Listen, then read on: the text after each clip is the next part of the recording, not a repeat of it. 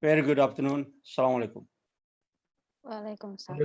Waalaikumsalam warahmatullahi wabarakatuh, Pak.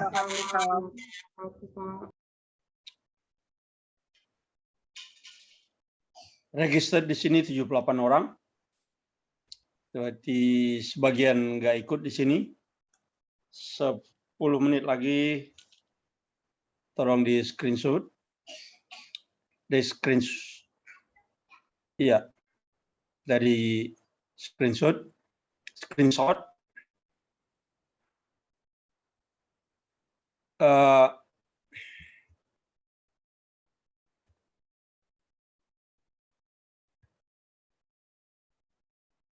Kita akan belajar tentang occupational safety, suatu topik yang amat luas.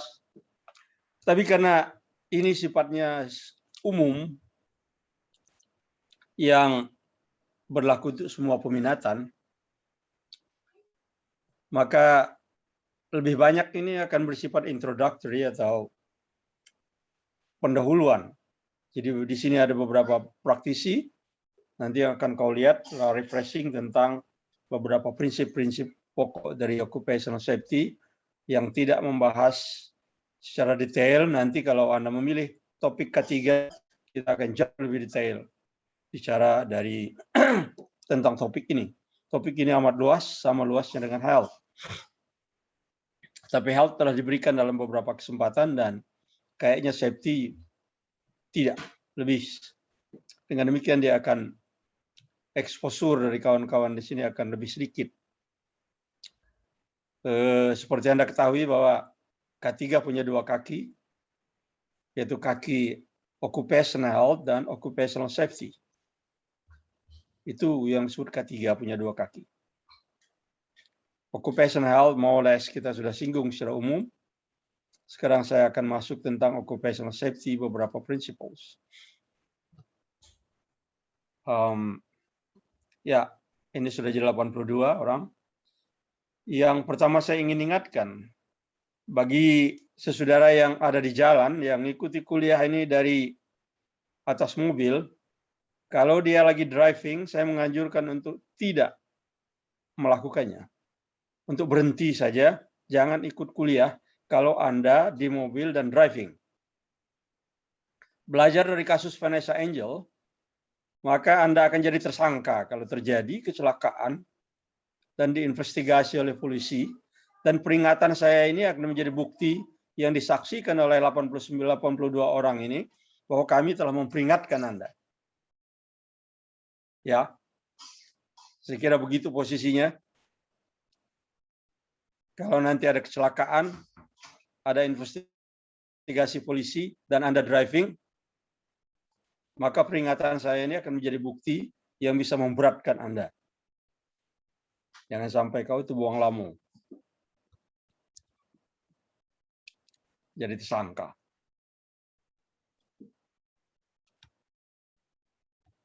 Supirnya si Vanessa Angel. Abdi yo gawe wong itu. Pakai HP, jalan 120 km per jam, maka posisinya sekarang dianggap kelalaian, bahkan kesengajaan yang menimbulkan kematian pada orang lain. Itu tuh buang lamung. Nah, jadi sekali lagi, kalau Anda driving, stop. Tidak usah ikut. Jauh lebih baik daripada Anda kecelakaan. Kalau Anda jadi penumpang, boleh reconsider. Yang catatan, kalau ada penumpang lain yang mendengar saya mencaci maki suatu departemen, itu adalah cuma untuk kuliah. Kalau Anda jadi penumpang, kalau Anda mendengarkan kuliah ini di mana orang lain juga mendengarkannya. Saya harus ingatkan. Well, let's talk about occupational safety, keselamatan kerja.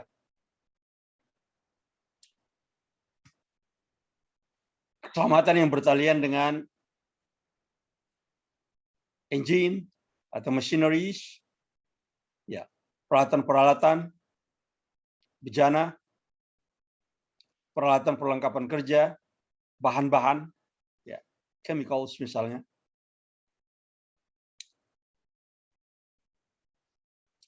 ada proses. Apa itu proses kering, proses basah, proses panas, ya, proses fisik, grinding, crushing, yang menyangkut lingkungan kerja. Itu panas, bising, yang menyangkut produk dan tata cara melakukan pekerjaan. Kalau dilihat historinya, boleh dikatakan ini sudah tua sekali ilmu ini. Itu BC, itu singkatan dari before Christ. Sebelum Kristus lahir. 2000 before Christ.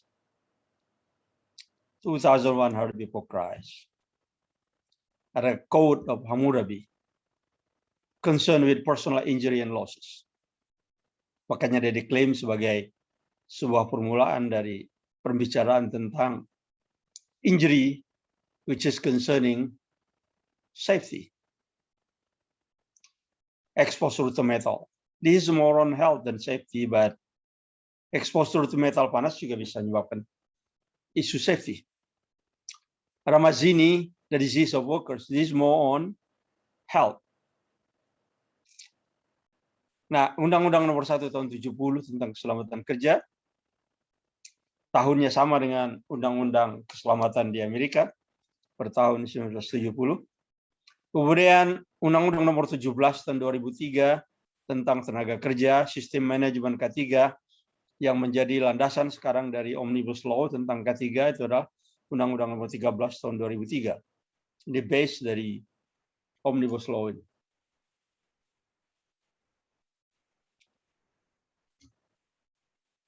Occupational safety is a discipline concerned with the preserving and protecting human and facility resources in the workplace. It's not only human but also facility resources. Sebetulnya lebih daripada facility resources, juga protecting kita punya reputation.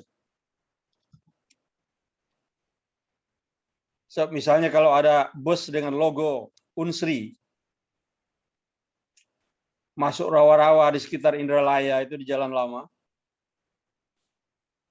dan logo Unsrinya kelihatan, lalu ada orang TVRI atau ada orang yang membuat record tentang itu, kemudian memasukkannya dalam medsos, maka terlihat sekali reputasinya Unsri dalam hal keselamatan menjadi jeblok. Itulah kenapa dia menjadi bukan cuma protecting human and resources, but also reputations.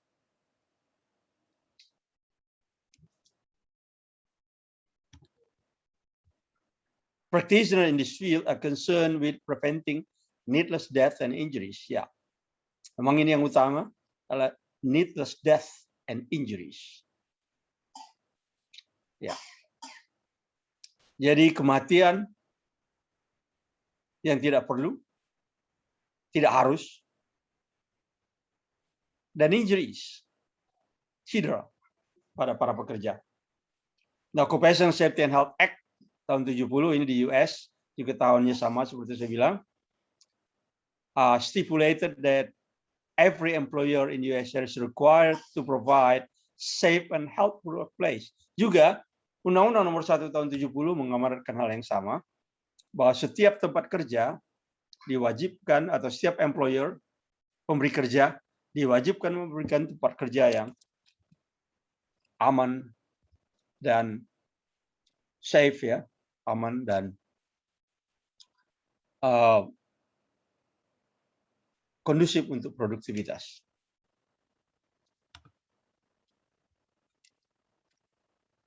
Safe and healthful working environment. Healthful-nya sudah kita bicarakan. Ini nyangkut faktor fisik, kimiawi, biologi, ergonomik, psikososial.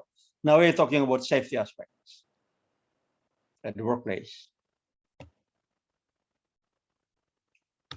Ada beberapa hal lagi yang selain itu yang menjadi dimensi lain. Misalnya kalau Anda bekerja seperti kawan kita Ibrahim ini, bekerja di insurance and the like. Sebab mereka bilang, kalau dikatakan asuransi, mereka juga bilang bukan. Jadi makanya saya sebut insurance and the like, maka isu safety ini menjadi demikian penting karena Anda akan keluar duit, cuan.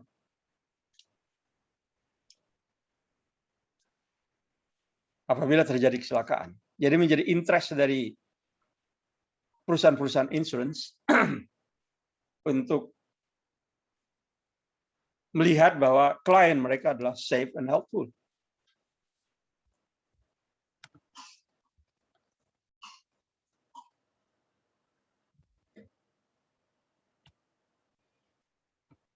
Di OSHA adalah singkatan dari Occupation Safety and Health Act.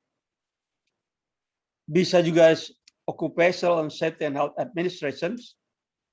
Kalau di OSHA-nya itu administration, berarti ini adalah office-nya seperti Depnaker Trans. Itu OSHA-nya Indonesia. Dia requirements. Ini adalah requirements. Require. Where is Dr. Putri? Speak up. Are you with us now? Yes, Prof. Yes, Prof. I'm here.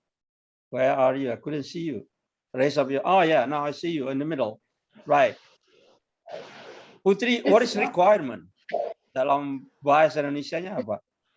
Atau bahasa Jambi, bahasa Palembangnya apa dia? Requirement. Requirement itu adalah persyaratan atau minimal yang harus dilengkapi atau yang dipenuhi. Right. Good translation. Jadi requirement adalah persyaratan. Bukan keperluan. Persyaratan. So required by the law, that means is persyaratan hukum. Jadi say that is required by the law. Jadi OSHA requires, mempersyaratkan secara hukum, mengikat bahwa A, B, C, D, E.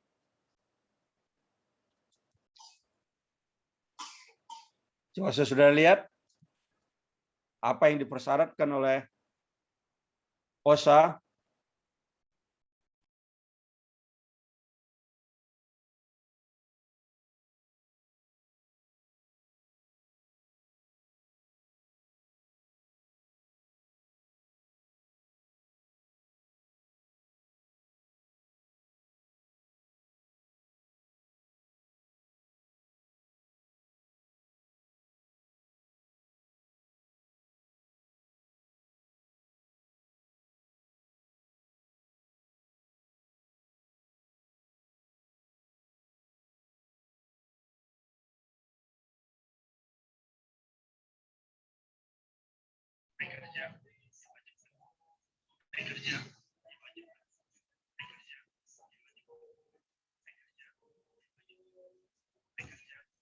Itu adalah persyaratan hukum tentang yang dibuat oleh OSHA. Establish policies, procedures, and control to ensure a safe workplace.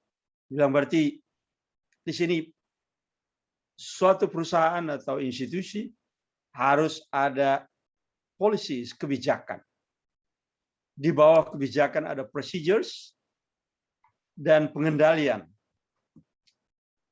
to ensure a safe workplace, untuk memastikan bahwa tempat kerja itu safe. As the meaning of establish policies, procedures, and controls to ensure a safe workplace.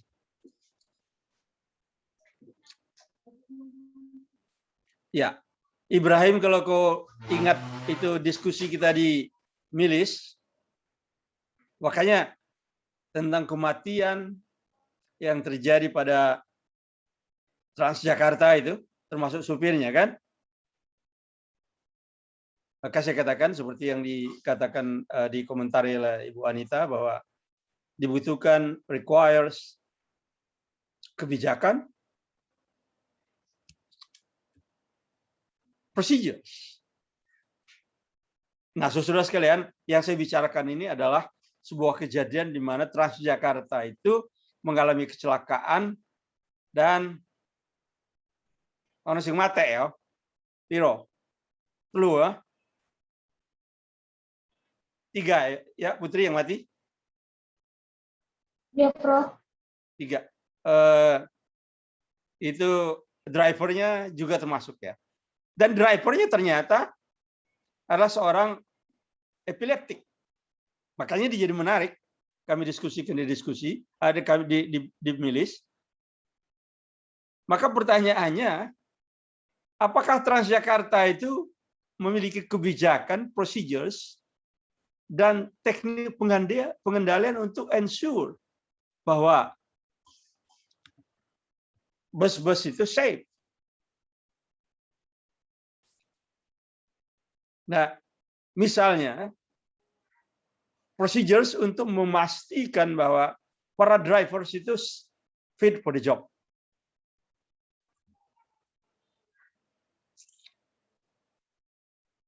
Ya. Mana Nurobika? Bika tadi ada, tapi dia hilang. Bika? Siap, Prof. Hadir. Where are you? Oh, ya, ya. Nurobika I'm Sugiar. here. Ya. Lagi di ruang operasi. Masih di ruang operasi ya? Bika, are you busy? Iya, Prof. Lagi di rumah sakit nungguin mertua operasi. Mertua ya, bukan murtua Iya, ya. mertua. Ya, oke. Baik, saya ke bawah sedikit. Nurmaya Sari. Di situ ada Nurmaya Sari. Menurut Anda, Nurmaya, boleh nggak seorang epileptik, apa dia, Basuki itu epileptik, gilo babi, gitu kan? Benar, Ibrahim? Basuki itu nyo. Ayan. Apa? Ayan. Ayan, ya itu. Lebih halus lagi. Ayan. Epilepsi, Pak, yang benernya. Iyo. Jadi, kalau menurut Nurmaya, boleh dah. Wong gilo babi itu jadi supir bus. Di mana isinya 30-an, 40-an wong, kalau yang panjang itu lebih. Supirnya tak tahu gilo babi. Ayan. Gimana pendapat kau? Tidak punya pendapat. Ternyata. Mati kelan Nurmaya. Kalau kau tidak punya pendapat, cepat omong. Habis waktu kita nunggu kau itu. Pertanyaannya sederhana. Imat. Nurmaya, matilah mikrofon kau. Iya, Prof. Nah, mati. Untuk penderita epilepsi mungkin Sebentar. Nurmaya, mati ke mikrofon kau. Nah, dia tidak dengar. Oke, Imat. Ya, untuk driver mungkin tidak dianjurkan untuk yang menderita epilepsi tidak bisa untuk menjadi driver pada angkutan yang banyak orang.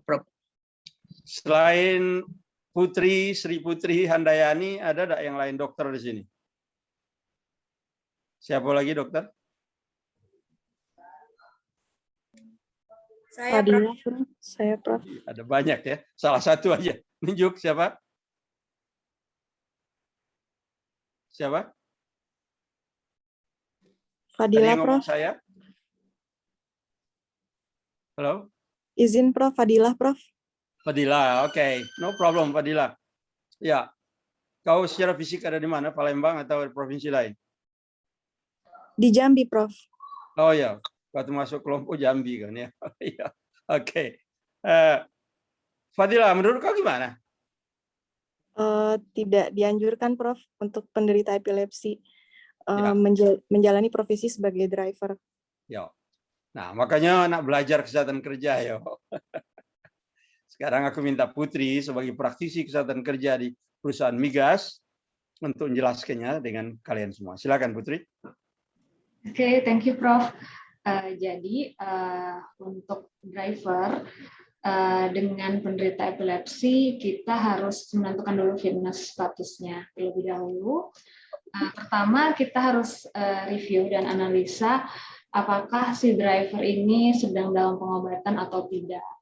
Nah, jika memang sudah dalam 2-3 tahun terakhir ini epilepsinya itu sudah bebas kejang, maka seharusnya si driver fit dengan catatan Fitbit Note. Tapi jika memang sedang dalam fase pengobatan dan memang masih dalam pengobatan dan masih terjadi serangan dalam 1 sampai 2 tahun, kemungkinan bisa ditunda. Seperti itu, Prof. Oke, thank you. Jadi saudara dokter dan saudara sekalian, tidak serta-merta seorang epileptik tidak boleh jadi driver.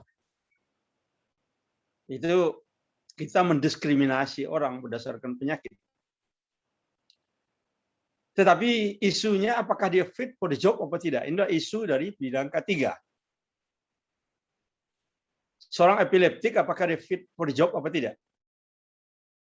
Apabila dalam 3 tahun terakhir dia tidak ada major episodes, nah kata-kata major episodes ini harus dokter yang ngerti. Jadi kata Putri tadi tidak kejang-kejang dalam waktu 2-3 tahun.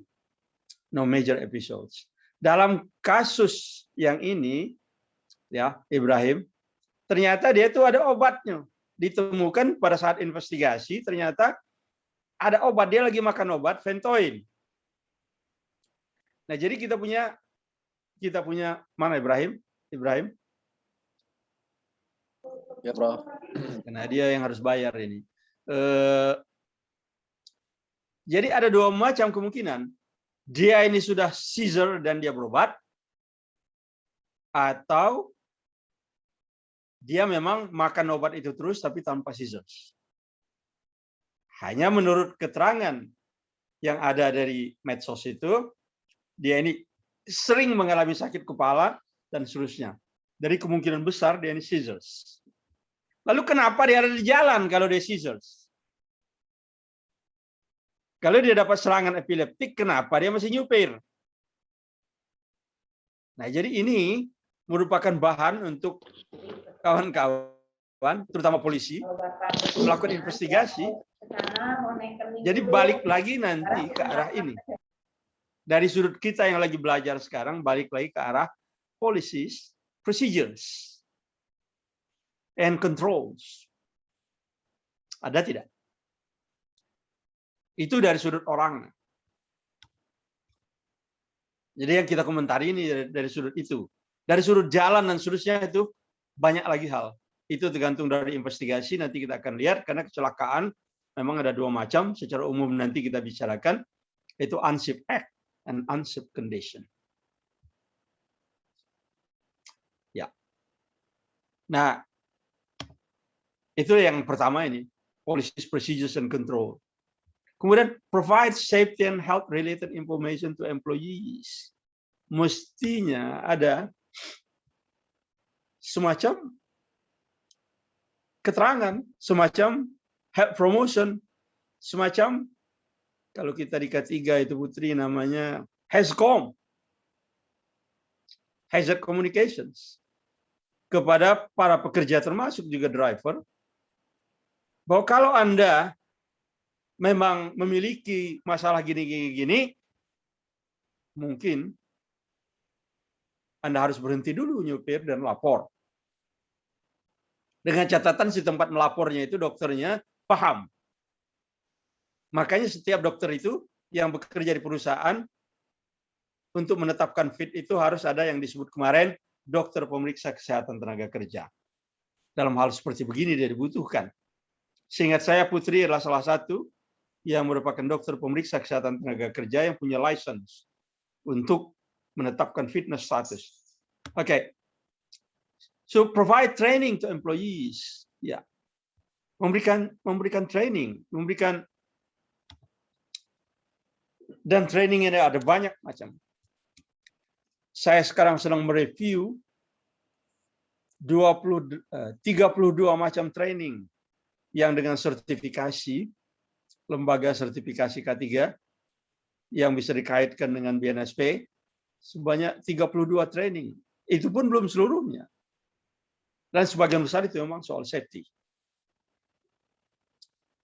Sehingga tidak bisa kebanyakan employer ini penyakitnya, terutama manajemen-manajemen yang berbasis Asia, perusahaan-perusahaan berbasis Asia, maunya pekerja itu pinter, tampil, korek, tidak bikin kesalahan. Tapi kalau menyekolahkan mereka, memberikan training yang sertifikatnya certified, itu ogah. Ini kebanyakan tipe manajemen Indonesia. Dan yang termasuk yang berbasis Asia, seperti Cina, Korea, juga kayak begitu. Mereka mau pekerjaannya pinter, tetapi tidak mau memberikan training.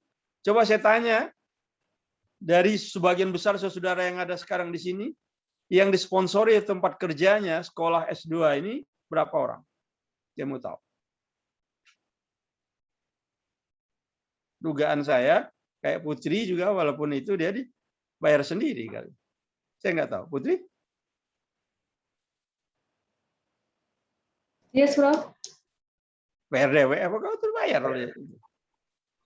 Bayar sendiri, Prof. Nah, itu even migas. Kayak begitu.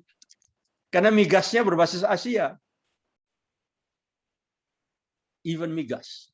Jadi inilah salah satu yang tidak begitu fair bagi kita. Barangkali Ibrahim, termasuk driver yang mati itu juga kurang itu ya.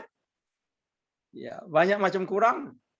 Kurang training, kurang baco, kurang sehat, akhirnya kurang duit.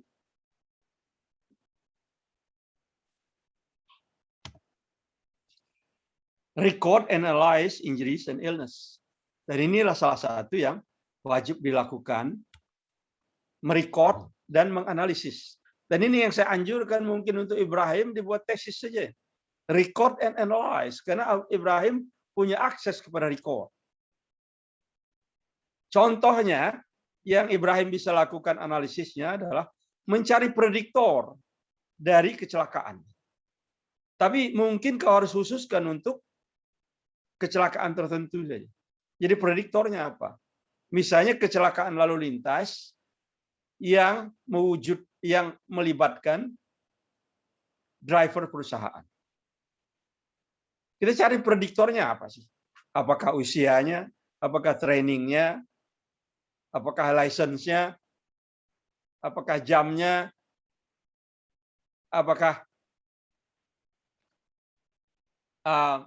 seperti si driver bus tadi, 1 minggu dia enggak itu? 1 minggu gawe terus-menerus? Apakah aspek ergonomiknya? Kan itu bisa dicari multivariatnya dan dicari prediktor yang mana. Begitu juga Supriyadi. Kalau misalnya available data kecelakaan oleh perusahaan atau kontraktor, itu bisa dilakukan analisis untuk mencari prediktor. Tapi mempelajari lebih lanjutnya, itu nanti akan ikut saya di kuliah-kuliah yang sifatnya khusus. Karena safety. Saya kira mereka yang ada ketiga kita akan bicara jauh lebih teknis dari ini. Maka saya akan terus, kecuali Anda pertanyaan. Ini beberapa terminologi yang akan dibicarakan, safety professionals, safety engineers. Ya, seringkali orang nyebutnya safety engineers. Itulah terminologi, ya, sebetulnya dia adalah safety officers. Tapi kalau di luar, seringkali disebut safety engineers. Safety professional yang umumnya bergerak di bidang safety.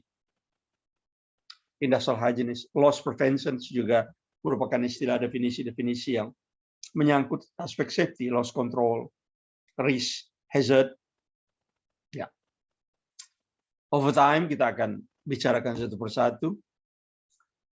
Dari British saya kutipkan occupational safety hazards. Beberapa, ini tidak seluruhnya, tapi yang dibuat oleh HSC di British itu yang untuk publik umum. Nah, yang ini misalnya. Karena saya sekarang lagi bicara secara umum tentang safety, maka saya ambil ini. Nanti kita akan lihat jauh lebih detail dari ini. This walking and walking surfaces. Ini yang menyebabkan orang jadi jatuh atau terpeleset. Ya. Fall and trips. walking and walking surfaces. Mechanical. Itu hazard daripada mechanical yang ada hubungannya dengan mekanik. Sesuatu yang bergerak, berputar, naik turun. Ya. Sesuatu yang berhubungan dengan material handling. Keciprat, misalnya. Terpegang berdapadas, mengangkat terlalu berat.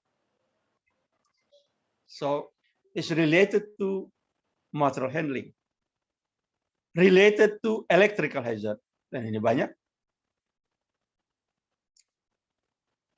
Related to confined space. Relative to workplace violence. Ada riots di tempat kerja. Unjuk rasa. Ya.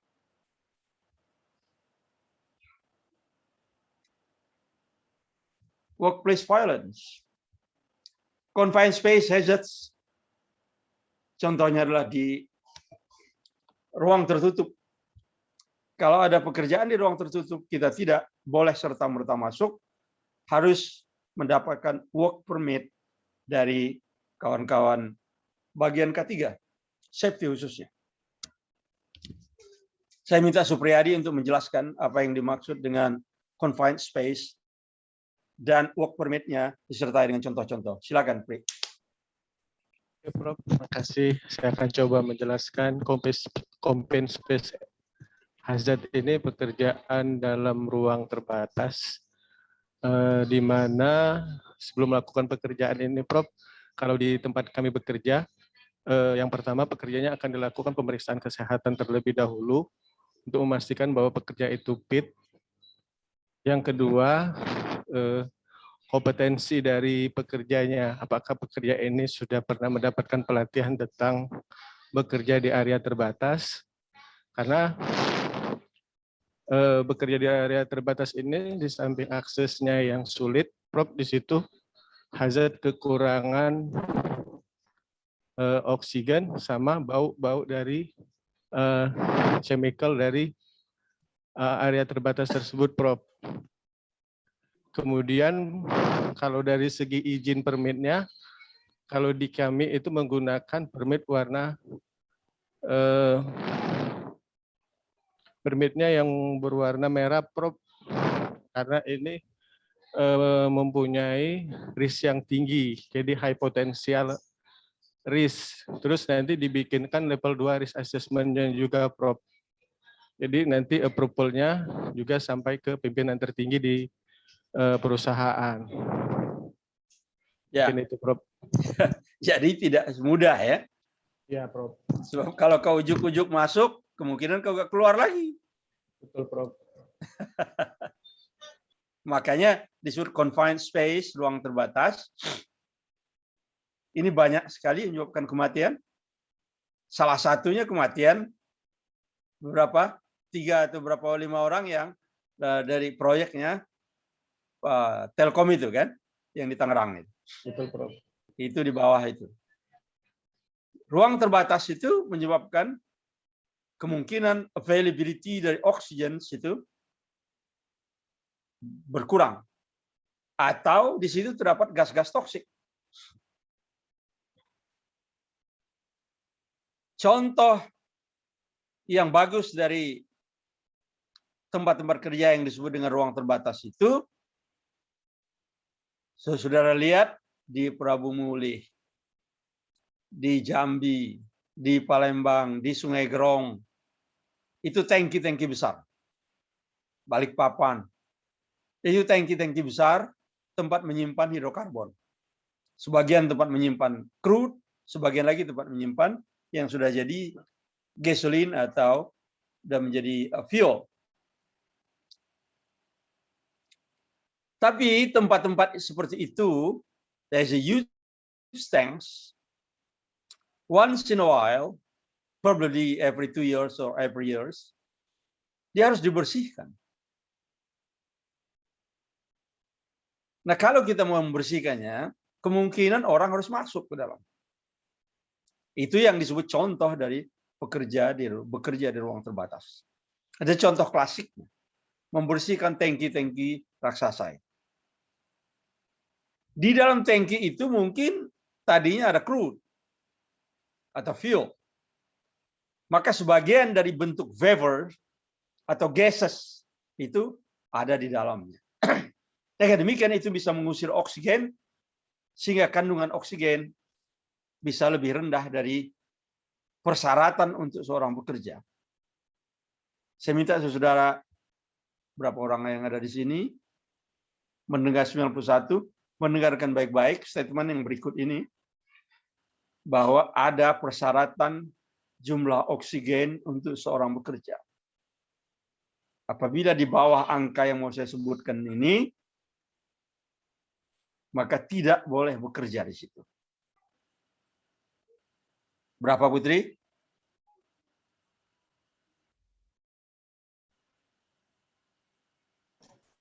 Lupa. Prof, maaf. Ya, Prof. Lupa, Prof. Lupa, tidak apa-apa. Yang tidak perlu lupa itu cuman wong mubah. Ada wong mubah ada di sini. Wong mubah itu tidak perlu lupa, lupa.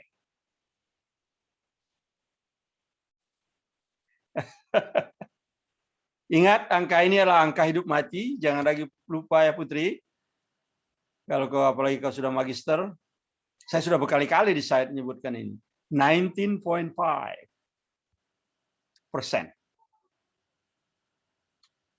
Jadi orang tidak boleh bekerja di confined space apabila oksigen availability-nya di dalam itu lebih rendah dari 19.5. Masalahnya, bagaimana cara kita tahu? Nah, itulah makanya harus belajar, harus sekolah. Alatnya namanya multiple gas detector. Tapi kalau saya kasih ke multiple gas detector, coba ukur dulu itu. Kau masuk dulu baru ngukur, ya kau semamput dulu. Jadi, makanya tidak mudah. Ya, ini lecture bersifat umum. Baik. Tapi angka itu tadi harus diingat even oleh saudara yang non profesional di K3, 19.5.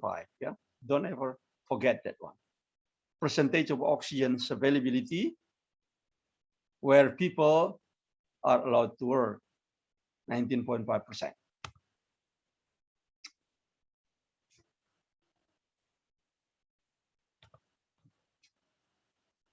Source of safety hazard ada banyak.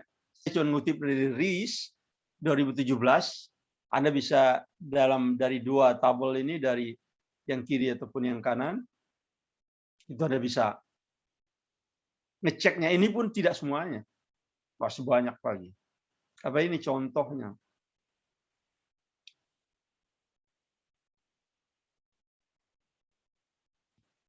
Ini contoh salah satu excavation. Anda nanti di rumah bisa lihat satu persatu. Excavations. Contoh dari safety hazard. Bika, apa artinya excavations itu?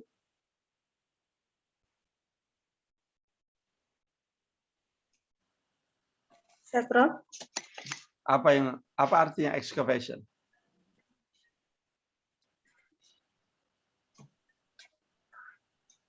Lupa, Prof. Izin, Prof. Ya. Pri, apa ekskavasi? Penggalian ya, Prof. Penggalian. Kenapa kira-kira excavation merupakan sumber dari hazards? Merupakan salah satu hazards. Karena termasuk area terbatas juga, Prof. Area terbatas juga. Apalagi? Dan bisa menyebabkan reruntuhan mungkin, Prof. Ya, bisa terjadi landslide. Terkubur di situ kan?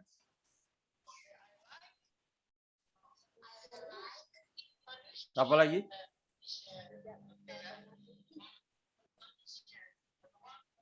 Bisa terdapat gas-gas beracun di situ seperti metan, gas rawa. Ini banyak tukang gali sumur yang mati karena itu, metan. Jadi ada satu semamput, di bawah ada satu orang bekerja, temannya di atas ngelihat kalau dia ada apa-apa. Dan ternyata dia dipanggil-panggil nggak nyaut, di bawah dia pingsan. Akhirnya teman yang di atas turun, pingsan juga. Teman yang lain berniat menolong, pingsan juga di bawah. Baru kemudian dipanggil orang-orang sekitar. Mereka bilang, wah itu mungkin ada jinnya di bawah. Mari kita ikat kucing, diterjunkan ke bawah, kakinya diikat. Di bawah dikelojotan juga, nah itu jinnya. Jinnya itu namanya methane. Jenis gas rawa yang mengusir oksigen. Sehingga dia menjadi seperti confined space. Itu salah satu contohnya excavations. Forklift, ya, dari fumes, ini adalah waktu pengelasan.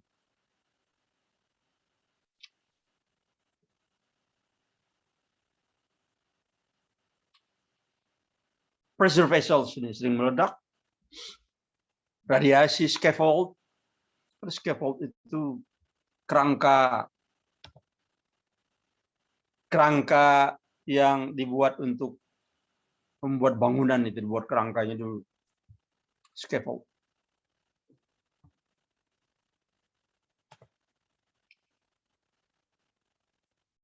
Driving trucks, ropes, stairways. Jadi banyak sekali sources of safety hazards. Kita bisa kembali kapan-kapan untuk melihat yang lebih teliti. Dan kalau kita melihat dari sudut konsep, memang work safety ini menyangkut beberapa elemen yang menyangkut people, yang menyangkut equipment, yang menyangkut materials, yang menyangkut environment, dan yang menyangkut work method. Di bawah itu disebut, misalnya tentang work method itu procedures, practice or actual actions. Tentang people,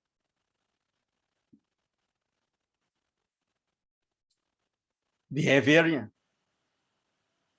Ini tentang people. Saya kira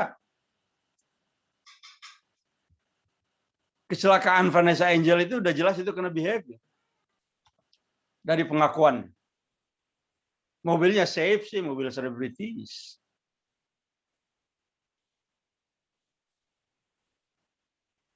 Mereknya bagus, kokoh, kuat.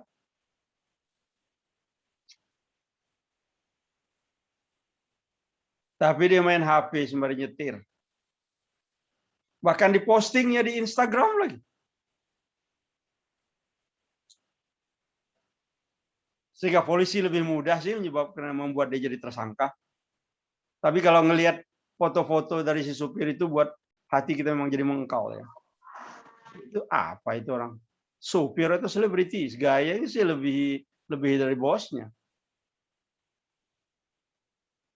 Memang banyak yang kayak gitu, Bro. Asisten lebih gaya daripada majikan. Iya, Bika, itulah makanya. Kalau pembantu-pembantu pada kumpul, baju mereka lebih bagus dari baju bosnya.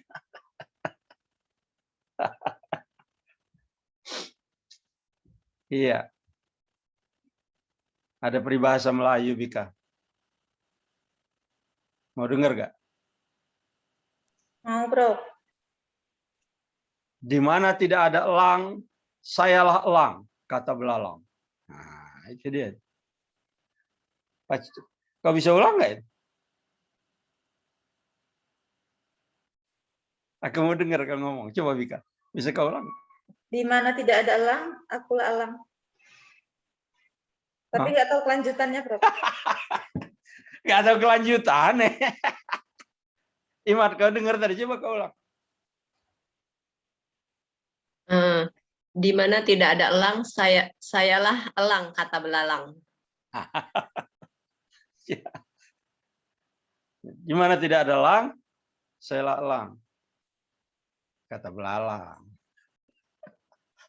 Itu yang gaya yang lebih hebat dari bosnya itu yang kayak gitu. Anyway, so the equipment di situ enggak sih, materials use. Environment bisa juga environment kita katakan, karena kalau Anda biasa driving di jalan tol, apalagi jalan tol di Jombang apa Jombang namanya ya, Layong Jawa Jombang. Jombang Rono. Jombang. Itu jalan tol itu saya menyebutnya sebagai teasing. Apa itu? Imat, teasing itu menggoda. Kalau di jalan tol itu tease me a lot. Menggoda saya begitu hebatnya untuk nginjek. Untuk ngegas ya, Prof. Untuk ngegas, maka saya bilang, it's very teasing. It's very teasing. Dulu di mining, tempat saya kerja di tambang emas, berapa kali kecelakaan, selalu kalau turun tebing gitu. Because it's very teasing untuk supirnya ngebut gitu. Jalannya sepi. Ya. Memang teasing ya, memang menggoda untuk ngebut begitu. Itu jalan tol itu. Walaupun speed limit, tidak tahu saya, apakah yang jalan tol yang itu di sepanjang yang panjang itu seperti di Jombang, seperti situ ya, seperti Lampung Palembang itu rambu-rambunya udah kepasang belum ya, bahwa speed limit sekian, mau nanjak. Siapa yang sering lewat di jalan tol Lampung Palembang misalnya, itu sudah banyak belum di rambu-rambunya dipasang? Sudah, Prof. Banyak, Prof. Udah ya, oke, good. Jadi salah satu yang teasing. Tapi kayaknya kalau Palembang Jakarta itu, Jakarta Lampung itu nggak begitu teasing karena katanya berlobang-lobang.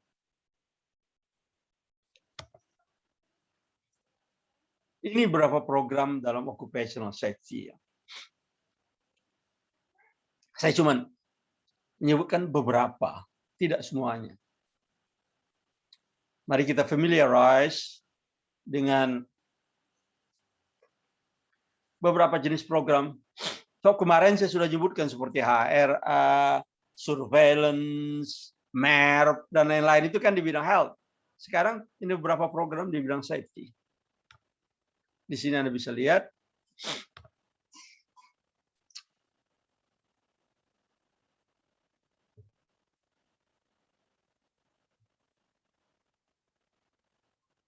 Yang sebelah kanan itu beberapa kelompok dari profesi di bidang safety.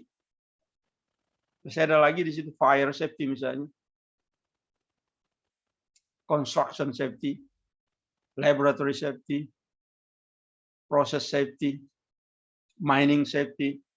Ya. Mining sudah termasuk oil and gas di situ.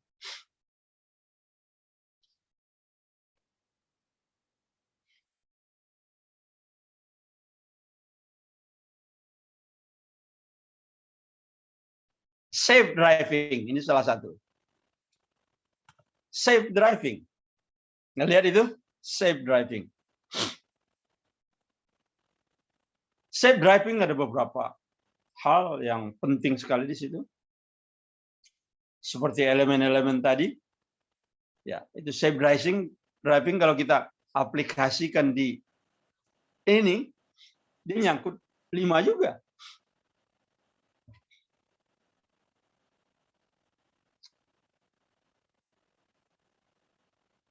Ini work methodnya, misalnya apakah dia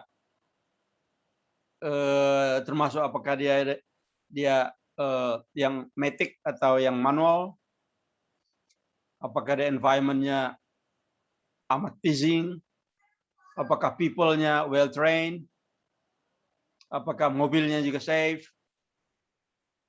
apakah bahan-bahan seperti oli dan lain-lain juga di-maintain secara baik. Itu safe driving. Dan ada satu yang khusus training yang harus diberikan kepada driver, company driver itu. Yaitu apa yang kita sebut dengan defensive driving. Sehingga saya di Petrochina juga diberikan itu ya, Putri. Yes, Prof. Defensive driving. Diberikan. Ya.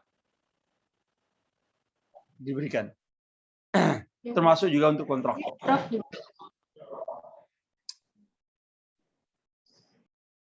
Itu defensive driving. Defensive driving mengajari mereka untuk teknik driving yang safe. As defensive driving.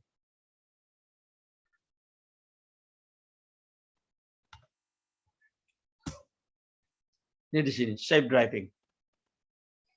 So nanti kemarin sudah kita lihat, sebetulnya dilihat dari sudut statistik, kematian salah satunya adalah karena transportasi yang banyak. Kalau dilihat statistik di Eropa, US, dan dunia, itu transportation adalah killers, the major killers itu, transportations. Tools and machine guarding, hazard communications,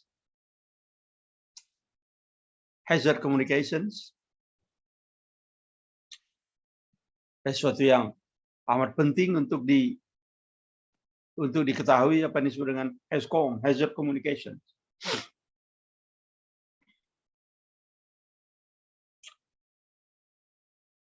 Yaitu mengkomunikasi ke semua hazards.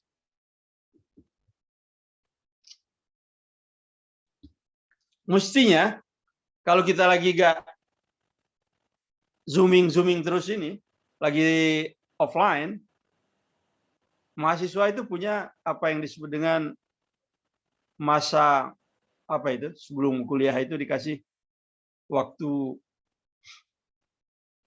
1 minggu itu perkenalan itu. Mengenalkan Di situ, kehidupan kampus. ya. Dari situ sebetulnya waktu adalah memberikan induction kepada mereka untuk mengkomunikasikan hazard. So, mungkin harus kerja di lab, mungkin harus makan di kampus, seperti saya katakan. Apakah safe makan di kampus Layo itu? Kampus Bukit. Dari sudut food safety, itu HAZCOM, hazard communications. Kalau kita di sektor migas ini banyak sekali yang harus kita komunikasikan ya, Pri. Apa misalnya yang kita kasihkan HAZCOM-nya, Pri? Coba kasih contoh sama kawan-kawan. Kalau HAZCOM kita ya, Prof, dari apa namanya ke area ke warga yang di sekitar area operasi kita itu, kalau misalnya kayak kantin itu biasanya dilakukan pemantauan, Prof. Jadi kalau nanti misalnya ada karyawan yang makan di situ, paling tidak itu cukup sehat gitu, Prof. Terus hazard komunikasi kita yang melakukan hubungan yang baik, Prof, terhadap masyarakat yang ada di area produksi kita seperti itu, Prof. Ya, tapi itu untuk keluar itu banyak masuk CSR itu. Tapi yang di dalam ini, yang untuk employees, misalnya Anda harus melakukan HAZCOM apabila di situ ada karsinogen. Oh ya. Ya. Kalau di dalam untuk hazard komunikasinya ini misalnya berhubungan dari bahan atau material, Prof, misalnya penggunaan bahan chemical gitu, Prof. Nanti kita komunikasikan sama pekerjanya berdasarkan MSDS, mungkin itu, Prof. Ya, kalau kau mau melakukan fogging, kau harus juga melakukan hazard communication kepada kawan-kawan bahwa fogging kita akan memakai chemicals ini. Betul, Prof. Kalau di sekitar situ ada terdeteksi benzen dan benzen karsinogen, kita harus kemukakan HESCOM dan mereka yang kerja di sekitar tempat tidak jauh dari atau di komplek itu di mana ada oil storage, crude storage, itu harus diberi HESCOM karena ada fire. Iya, Prof. Itu yang dimaksud dengan HESCOM di sini, tentang terutama dari aspek safety. Itu seperti safety induction itu termasuk HESCOM. Itu termasuk jenis HESCOM. Itu safety induction. Tiap kali orang masuk ke lingkungan kita, kita harus beri. It doesn't matter saya berapa kali masuk ke tempatnya Putri, saya selalu akan mampir dulu dan mendengarkan kawan-kawan safety ngomong tentang itu. Saya harus mendengar. Itu kewajiban dari seorang tamu. Itu contoh daripada hazard communications. Setelah kita melakukan identifikasi daripada hazard tertentu yang ada, maka kita akan memberikan hazard communications.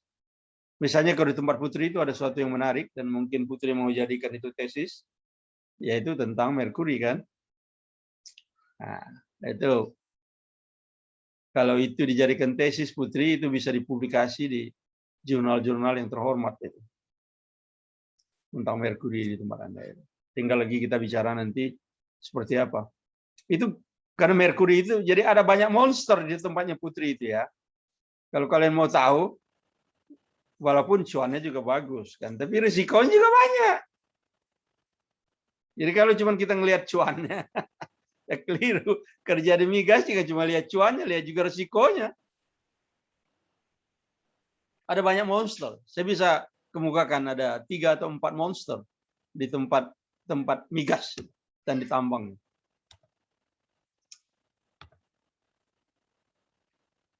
Ini banyak yang hilang, nggak ada di itu ya. Ada namanya aja, gambarnya aja nggak ada. Iya. Ini yang kayak gini nih ya. Yang hilang-hilang, nggak mau dengar. Ini contoh dari kawan-kawan kita yang sekolah dapat naik pangkat baik.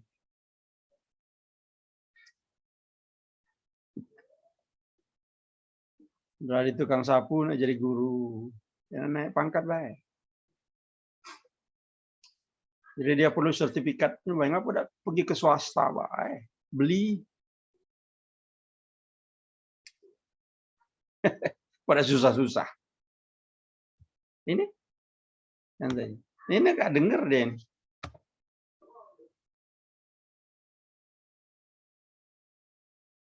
Kalau memang nggak suka belajar, nggak usah ke Sriwijaya. Ini kita kelas alfa. Ya ini ada Cindy. Cindy driving ya? Cindy? Lagi di jalan, Pak. Aku tanya, kau tuh driving apa passenger? Ambil alma mater.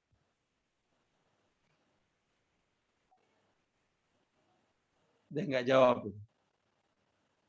Komunikasi tidak bagus. Saya nanyakan dia driving apa passenger? Sekarang saya lihat dia di kendaraan. Halo Cindy. Cindy Juni Morselli.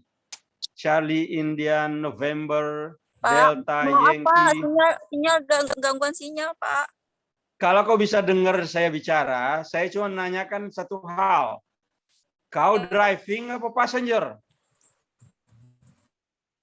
Passenger, Pak. Ya, jangan panggil Pak, ini kuliah ya. Oh. Formal. Ya, Prof. Yes, oke. Kalau di situ ada yang dengar kau, itu terbatas untuk kau sama kami be, bukan untuk passengers yang lain. Ya. Kalau kau jadi passengers, oke. Kalau kau nyetir, berhenti sekarang. Kalau enggak, kami bisa jadi saksi di pengadilan nanti. Tidak, Prof. Baik, oke. So Right. So this is safety induction, for example, termasuk dalam HESCOM. Nah, balik tadi saya nyebutkan ada banyak monster di migas. Kalau kamu mau dengar baik-baik. Monster di migas ini. Satu hydrogen sulfide, H2S. Itu yang membunuh orang Telkom itu kan. Hydrogen sulfide. That's monster. Yang kedua karsinogen seperti benzene. Menyebabkan leukemia. Dan leukemia dalam waktu 5 tahun tinggal 1/4 orang kalau kena. There's 5 year survival rate-nya 25%. Yang ketiga, merkuri. Itu yang ada juga di tempatnya di tempatnya Putri, merkuri, Hg, air raksa, hidrargirum. Ini merusak ginjal dan saraf. Kalau ginjal kau sudah rusak, dokter cuma bilang, jangan khawatir Pak, kami masih bisa cuci darah. What? Cuci darah. Apa artinya cuci darah itu? Cuci darah itu artinya your days are numbered. Silakan kalau kau bisa tafsirkan itu. Cuci darah itu baru your days are numbered. Masih ada satu, tadi saya bilang 4 kan Putri. Saya sudah bilang hydrogen sulfide, carcinogens, merkuri, masih ada satu. Apa Putri?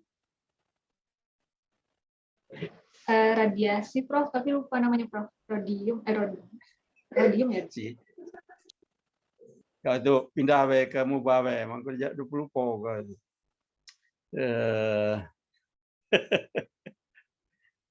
Namanya Norm, November Oscar Romeo Mike. Ya, Prof, lupa, Prof. November Oscar Romeo Mike. Tulislah itu November Oscar Romeo Mike.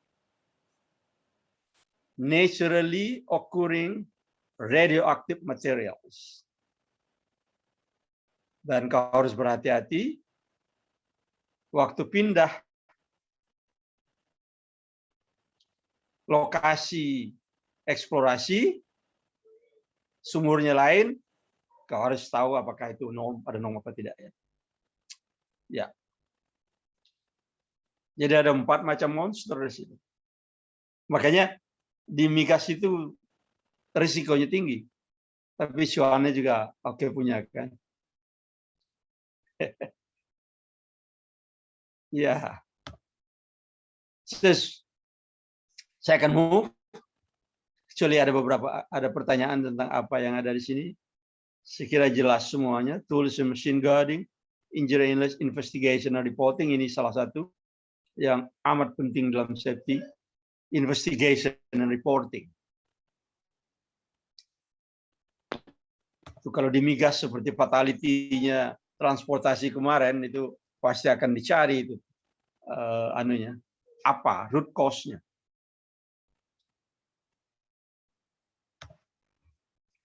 The role of safety personnel. Apa sebetulnya fungsi-fungsi dari personal yang bekerja di bagian safety atau keselamatan kerja?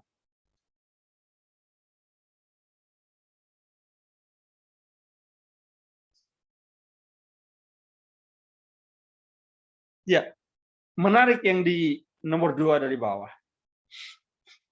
Regulatory compliance. Karena itu mereka yang belajar K3 khususnya apalagi safety, dia harus paham tentang regulation in place. Dan kalau kita bicara regulations, itu ada berbagai hierarchy of regulations. Jangan kau coba menyebutkan ini peraturan nomor sekian, jangan. Ada hierarchy of regulations. Ada hierarki peraturan perundangan. Yang paling atas itu adalah Undang-Undang Dasar. Di bawahnya undang-undang. Di bawah undang-undang ada peraturan pemerintah. Di bawah undang-undang ada kelompok peraturan pada level presiden. Ada Perpres, ada Inpres, ada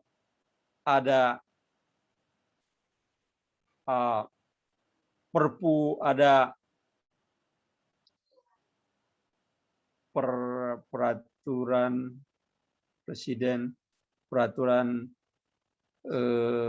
PP, peraturan pemerintah. Itu yang paling tinggi karena dia harus melibatkan legislatif. Itu pada level presidensial. Kemudian ada di bawahnya lagi pada level ministerial.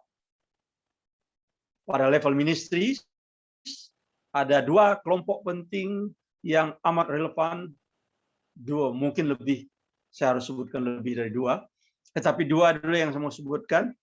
Satu dari Departemen satu lagi dari Departemen Kesehatan. Ya. Satu dari Departemen satu lagi Departemen Kesehatan. Kemudian ada misalnya dari untuk construction. Kemudian ada untuk migas. Kemudian ada untuk mining. Ini yang spesifik regulasi. Sehingga nanti pada saat Anda belajar K3 yang lebih spesifik, maka saya akan punya kesempatan untuk menguraikan. Misalnya yang terkait dengan food sanitation, yang terkait dengan water supply, yang terkait dengan health risk assessment, yang terkait dengan bagaimana cara mengukur hazards, yang terkait dengan accident investigation, yang terkait dengan fitness status, yang terkait dengan mining safety. Regulasinya banyak sekali. Dan saya tidak punya pretensi untuk bisa menghafalnya, tetapi itulah area-area pada level ministerial. Habis belum, masih ada pada tingkat daerah atau gubernur, pada tingkat provinsial. Dari Pak Gubernur bisa, bahkan dari Pak Bupati juga bisa.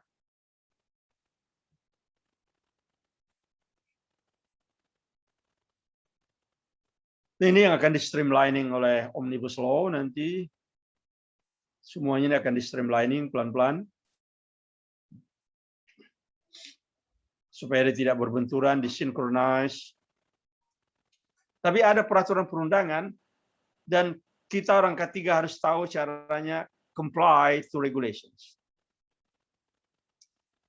Mematuhi peraturan perundangan. Inilah suatu pembicaraan yang amat luas. Tapi kita akan approach seperti ini. Waktu kita membicarakan suatu subjek nanti di bidang ketiga, baru kita akan bicarakan peraturan perundangan.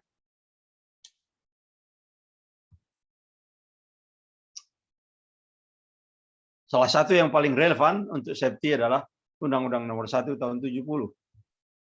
Itu pada level undang-undang. Undang-Undang Nomor 3 Tahun 2013. Itu pada level undang-undang tentang sistem manajemen misalnya. Lalu pada level ministries ada berbagai macam.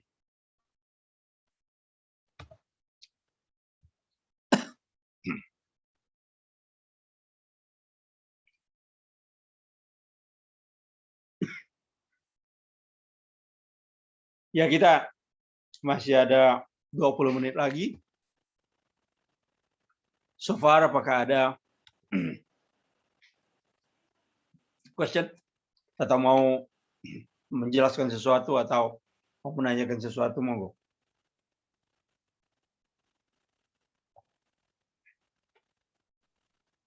Izin Prof. Ya. Bertanya Prof dengan Nur Hadi. Ya, Nur Hadi.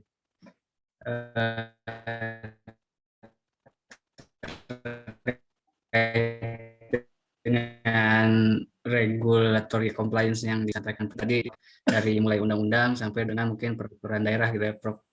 Bagaimana kalau misalkan kejadiannya kita ada misalkan peraturan yang membicarakan tentang baku mutu, misalkan baku mutu. Nah, di dalam Permen misalkan itu baku mutunya itu tidak lebih ketat dibandingkan Pergub yang dibuat misalkan Pergub Sumsel gitu, Prof. Biasanya yang diambil itu yang mana ya, Prof? Yang pertama, baku mutu sebagian besar tidak dalam wilayah K3. Walaupun ada beberapa baku mutu yang kita pakai untuk air quality. Dan baku mutu itu umumnya masuk ke sling. So out of our scope of discussions. Kita di sini lebih banyak akan bicara tentang NAB. Nilai ambang batas. Dan itu harus dibedakan secara tajam. Walaupun begitu, mungkin bisa juga didekati pertanyaan seperti ini kalau ada yang conflicting. Kalau ada yang conflicting, maka kita akan melihat atau ada yang overlap tetapi sama, tetapi kemudian yang mana yang akan diturut, seperti misalnya nilai ambang batas untuk bahan kimia di tempat kerja. Depnaker keluar tahun 2018, Depkes keluar juga tahun 2016. Sama-sama permen. Kalau dia permen berarti enforceable. Lalu gimana dong? Kita ngikut yang mana? Sehingga publik jadi bingung kan?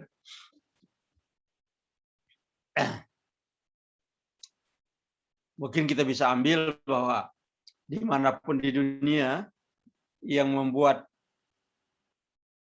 angka-angka itu di tempat kerja itu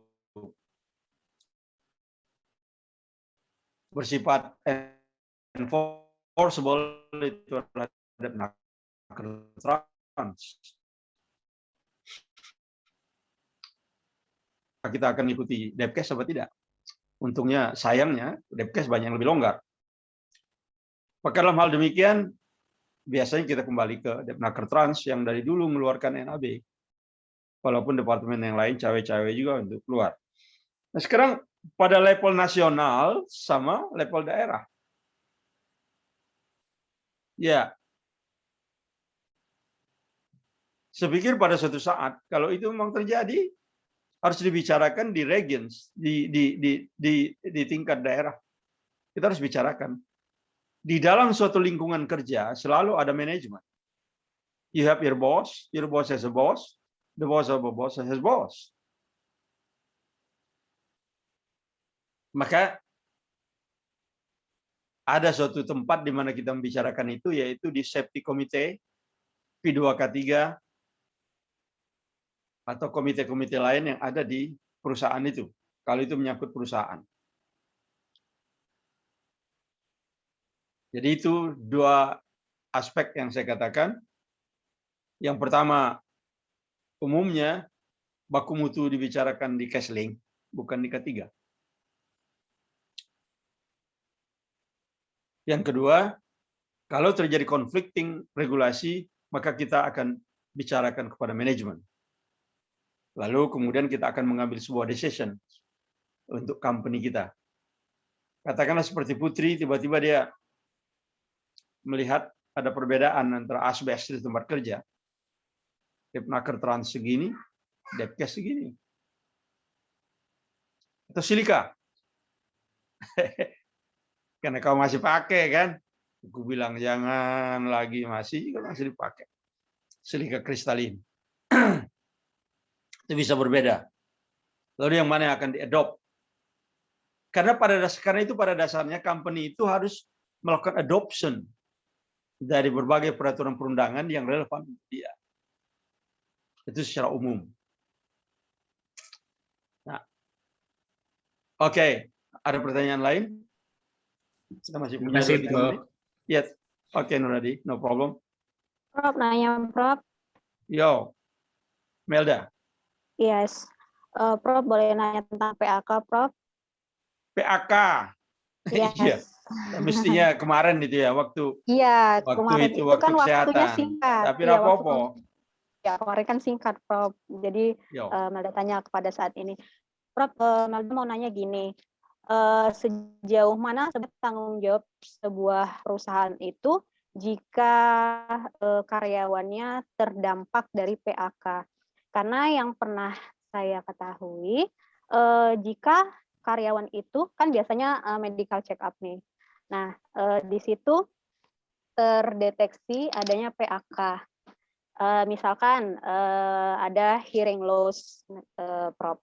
Nah, mungkin karyawan tersebut dianggap akan kurang produktif jika dipekerjakan dalam keadaan hearing loss. Nah, maka perusahaan akan mengistirahatkanlah bahasanya untuk berbulan gitu. Tapi pada kenyataannya sangat kecil kemungkinan apabila karyawan tersebut akan dipekerjakan kembali. Nah, itu mungkin penyakitnya hearing loss. Bagaimana kalau misalkan pekerja tersebut perusahaan besar sekelas migas yang mungkin ada potensi untuk karsinogenetik karena kan ada chemical hazard di sana, Prof. Mohon pencerahannya, Prof. Terima kasih. Sebetulnya pertanyaannya nggak begitu jelas tadi. Tapi tidak apa-apa, saya bisa tangkap areanya aja. Yang kedua tadi kalau mau dipekerjakan, di situ ada carcinogens. Ya jelas sekali kalau Enggak. makanya kita sudah sebutkan kemarin itu di program kesehatan kerja itu, ada yang disebut dengan surveillance dan disebut pengendalian. Itu harus ada di tempat kerja. Even di tempat kerja seperti laboratorium, seperti Anda itu ada banyak. Saya kasih contoh satunya adalah yang akan saya bicarakan nanti dengan Nurobika itu adalah misalnya N-hexane yang kalian pakai untuk cleaning agent. Dan itu amat merusak saraf dan lain-lain misalnya. Maka harus ada yang disebut dengan K3 laboratory. Ya. Ini yang akan kita bicarakan nanti Bika kan tanggal 20. Siap, Prof. Iya. Jadi harus ada program untuk pengendalian. Makanya tadi disebutkan ada kebijakan, ada procedures terkontrol.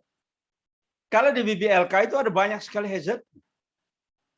Misalnya sekarang hazardnya adalah biologi COVID ini. Itu hazardnya di tempat kalian itu. Dan apakah ada pengendaliannya? Ya harus ada. Dan kalau saya lihat ruang tungguan itu, sebab saya beberapa kali tiap mau ke Jakarta, saya harus tes ke situ. Ruang tunggunya itu bejubel orang. Itu enggak kondusif. Gitu. Kau bisa lihat kau punya ruang tunggu itu pada saat mereka penuh. Lalu kalau kita ada ingin dipekerjakan di tempat karsinogen ya, kalau menarik dan bisa cocok, ya Supriyadi, Putri itu semuanya bisa terpapar karsinogen karena mereka itu di migas ada benzen kan, Pri? Ada benzen. Betul, Prof. Masa kau menolak untuk bekerja di situ karena ada benzen? Kita akan make sure, benar nggak kawan-kawan kita di bagian safety ini sudah belum mereka membuat mitigation untuk ini? Sudah belum mereka membuat apa yang disebut dengan HAZCOM untuk benzen? Jadi bukan soal menolak untuk bekerja, tidak. Tapi ada kewajiban dari si manajemen untuk membuat kebijakan, procedures, dan mitigasi pengendalian. Seperti contoh tadi, mungkin kalian kerja di lab itu tidak melakukan surveillance untuk beberapa bahan kimia. Misalnya, kalau dipakai di situ N-hexane, maka medical check-up kalian itu bukan medical check-up yang di RSMH itu. Itu medical check-up yang sudah saya jelaskan berkali-kali itu cuan base. Medical check-up yang risk related. Misalnya risk terhadap chemicals di situ apa.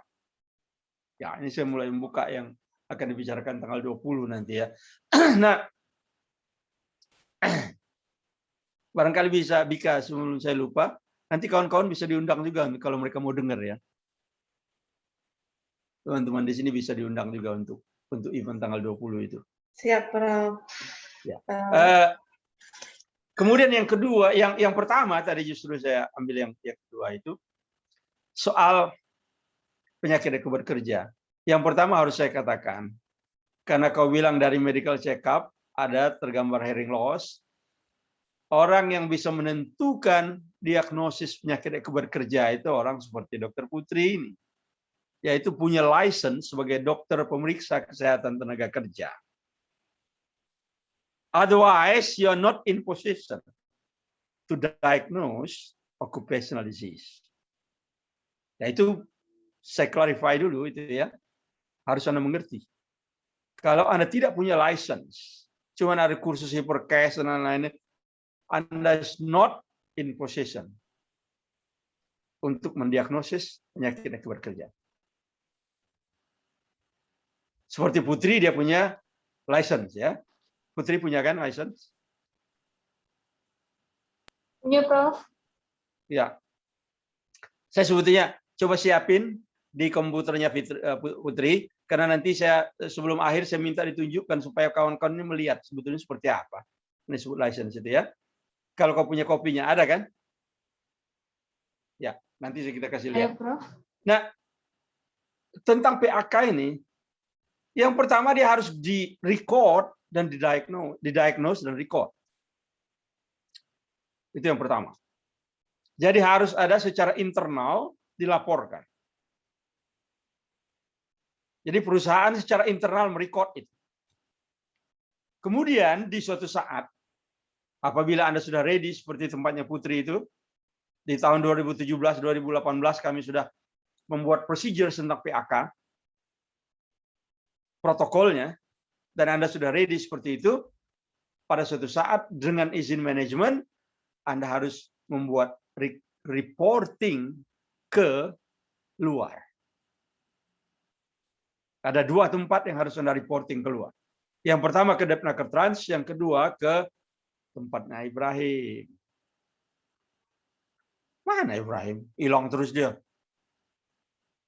Tadi izin ke toilet dulu, Prof. Oh, BAB.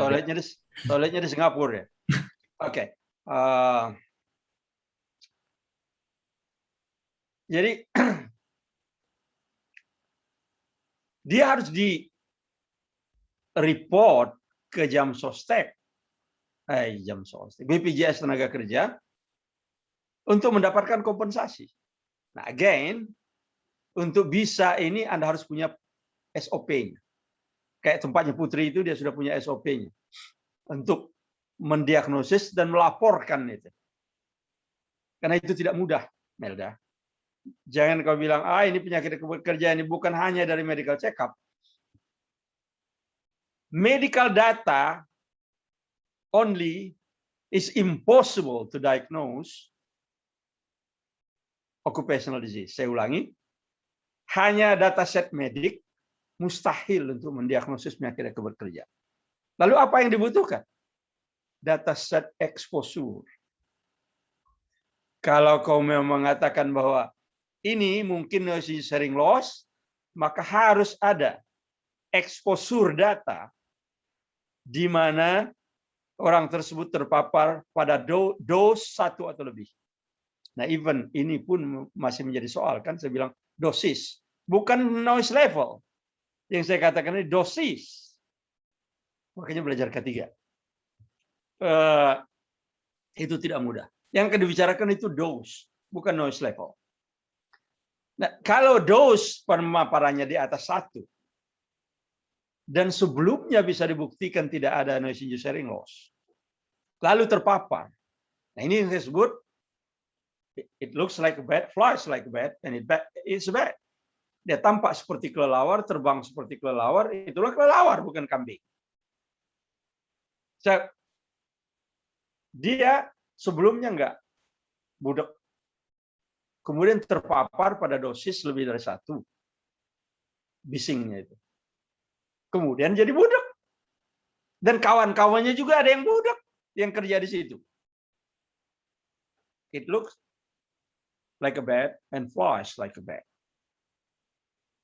Yang dibutuhkan cuma license. Untuk menetapkan itu, baru ya. Putri bisa share sebentar?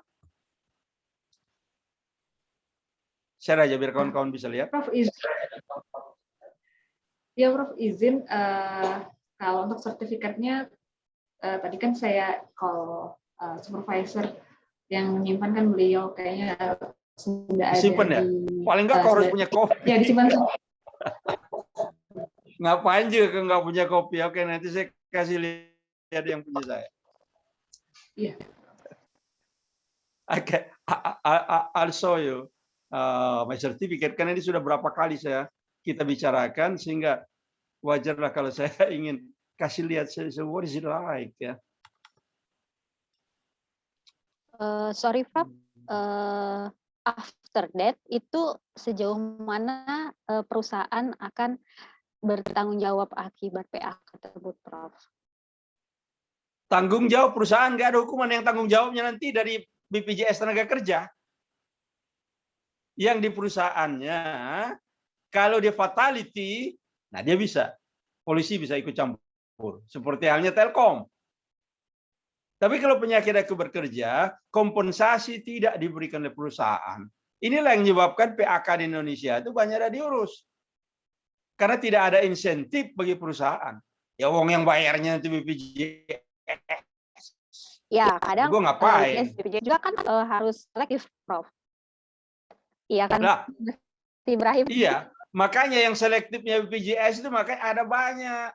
Jangan kau mimpi mendiagnosis lalu mereportnya, di situ ada banyak, itu syaratnya banyak, dan itu yang kita mau BPJS-nya itu benar-benar memperhatikan. Tapi sekarang sudah ada protokol, procedures di mana antara BPJS Tenaga Kerja dan ID dan IDKI itu sudah ada procedures yang in place untuk processing, itu sudah ada petunjuknya. Tinggal nanti di kuliah di kuliah tentang PHK saya kasih lihat.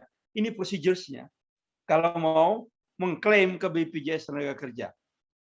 Baik, saya kasih lihat dia ada di mana, atau di Delta, kemudian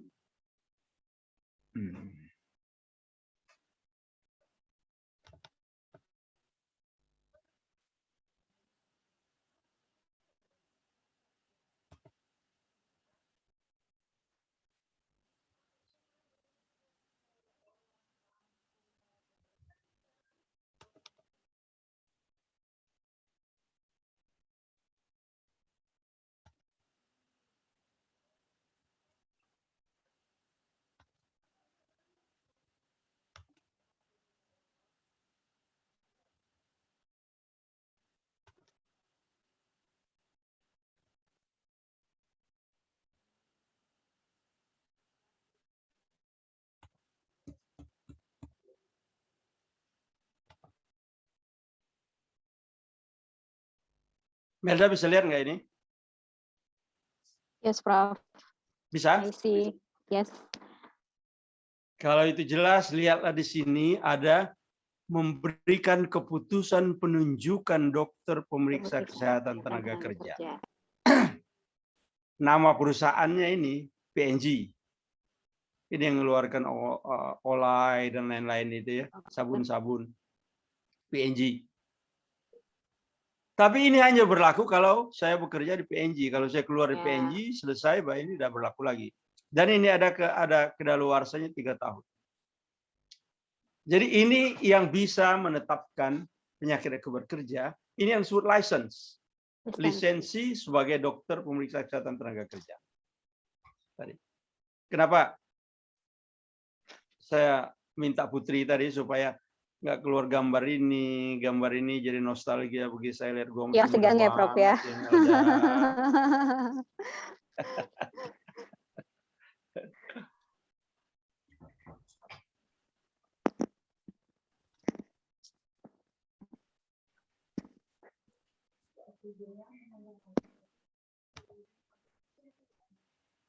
Putri ada bedanya nggak yang punya Putri?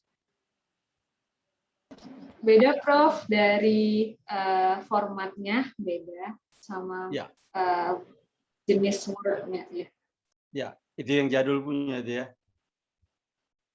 Kayaknya.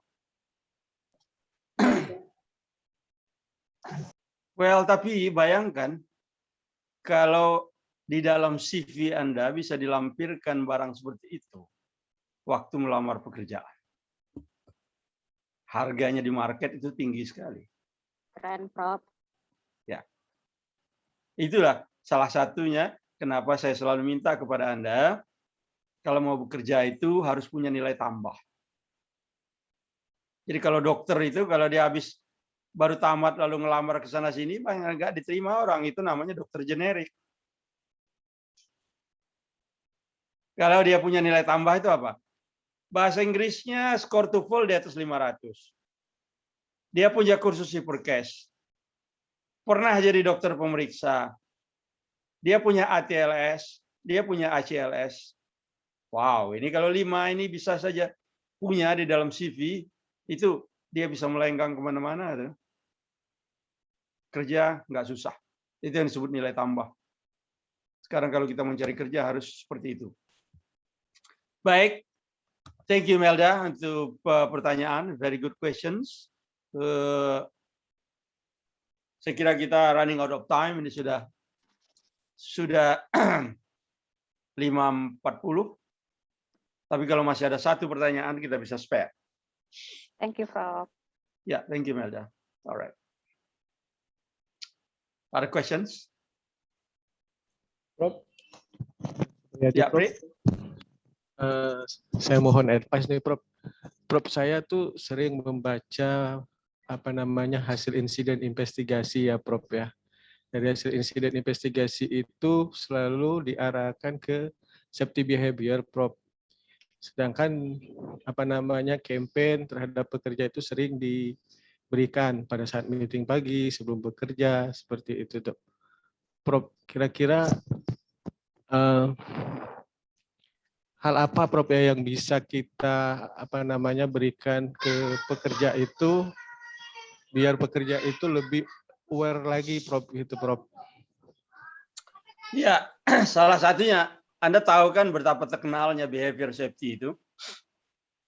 Tapi juga sekarang proses safety juga naik daun. Tidak cuma melihatnya dari aspek behavior dari manusianya, tapi dari conditions. Bukankah akar duanya itu adalah unsafe act dan unsafe condition kan? Yang behaviornya itu. Tapi yang dari aspek ininya, conditionsnya itu, misalnya soal proses yang menyangkut seperti kemarin itu proses driving. Proses driving itu seperti apa sih? Kalau kita lihat selain dari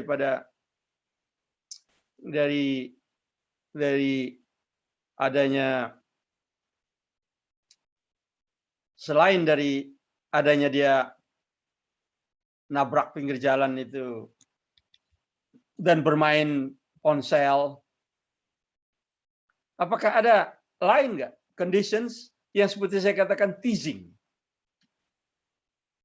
Conditions yang teasing memang menggoda kita untuk dia ngebut.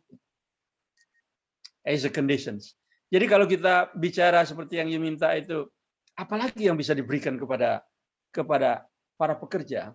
Kita harus melihatnya dari banyak sekali dimensi. Once kecelakaan, tentu saja Anda harus melakukan fishbone analysis, the why analysis sampai ketemu root cause-nya, atau seperti misalnya dengan model untuk mencari root cause-nya.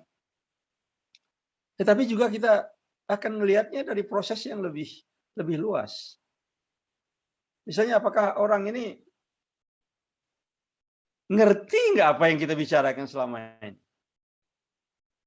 Si sopir ini tadi, Anda kata dia nggak mati.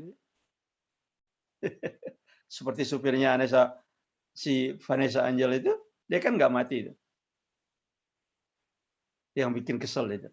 Tapi supir ini mengerti nggak bahwa sebetulnya adalah nyawa itu at stakes once dia pegang setir di belakangnya ada orang. Apakah dia punya pengertian mendalam seperti itu? Sehingga behavior ya itu di permukaan, tetapi root dari behaviornya juga bisa kita cari. Apakah dia secara teknis memang orang ini punya habit yang bermain ponsel pada saat itu. Jadi dimensi yang lebih luas dari root cause itu kita juga harus melihatnya. Dan yang paling bagus itu sebenarnya kita mengajak berefleksi terhadap si yang bersangkutan.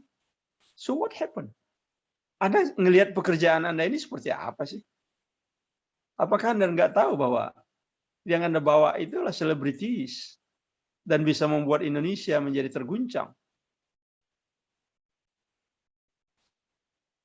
Saya pikir orang ini orang yang agak sembrono, Supriyadi. Setuju nggak dengan saya bahwa supir Vanessa Angel itu sembrono? Setuju. Kalau melihat gaya dia pun kita sudah mual kan? Ya, apakah kita hanya bisa mengatakan ini behavior root cause-nya tanpa melihat juga apa yang menjadi kontributors dari behavior yang seperti begini? Orang ini seperti apa sih? Dan overall, apakah orang ini mestinya jadi bintang film lalu jadi driver atau seperti apa? Kalau gayanya sih kayak gaya selebritis kan? Dari kacamatanya, dari cara dia gerak badannya waktu berfoto dan seterusnya. It's just behavior or ada sesuatu yang lebih luas lagi daripada itu? Kita melihatnya. Dan di sini letaknya kenapa ilmu safety itu menjadi lebih luas. Walaupun kita berfokus pada dua, unsafe behavior dan unsafe act dan unsafe conditions itu tadi kan. Dan unsafe act itu termasuk behavior, tapi unsafe conditions juga bisa. Seperti jalan.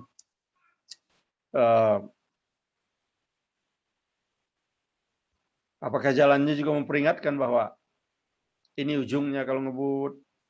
Apakah bangkai-bangkai bus sepertinya ditaruh di pinggir jalan untuk dilihat seperti warning?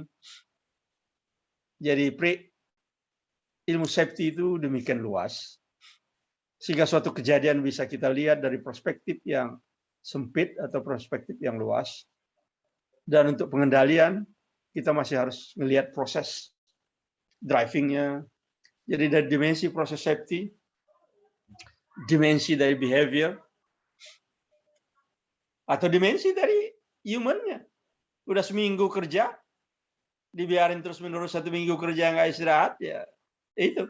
Seperti supir Transjakarta itu kan, 1 minggu kerja terus-menerus. Right, okay, ladies and gentlemen, thank you for being with me. Ini adalah pembicaraan yang menarik dan luas.